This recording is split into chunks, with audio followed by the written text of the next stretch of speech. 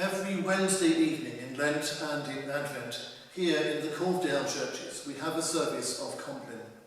We work our way round the 7 churches in the group. Some people come only to the service in their local church, but there are a good number who travel round and join us wherever we may be.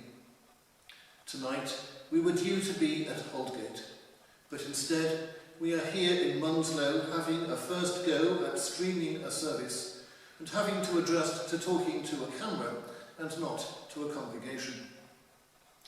Over the past 2 weeks, I have been talking about the post-communion prayers set for each week in the common worship service. Tonight, however, I am going to break that pattern.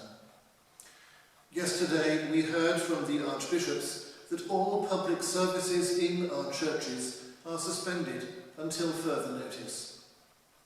As we try to work out what ministry here will look like in the weeks and months ahead, it is important that we remember that God's love for us is eternal and unchanging. And reflecting on this, I found that the words of one of the prayers we often use at Compline and at Evensong particularly came to mind. Be present, O merciful God, and protect us through the silent hours of this night, that we who are wearied by the changes and chances of this fleeting world may repose upon thy eternal changelessness. In many ways, the situation in which we find ourselves has moved so quickly that it can be difficult to know how we feel about it. It was only yesterday that we heard that public worship is suspended and that streaming of this service is a first attempt to look at how we might bring some continuity and support in challenging times. Many people, as they look at what is happening around them, will feel battered and bewildered by the rapid changes which we have experienced in the past few days.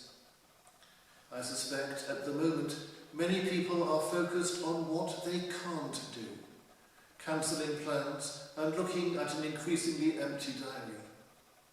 For many there will be a very real fear that the next few months could feel very lonely.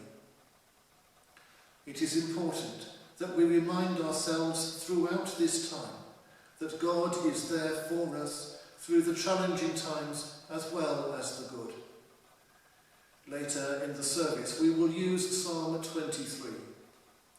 Yea, though I walk through the valley of the shadow of death, I will fear no evil, says the psalmist, for thou art with me, thy rod and thy staff comfort me. The psalm ends with the assurance that God's loving kindness and mercy shall follow us all the days of our lives, and we will dwell in the house of the Lord forever.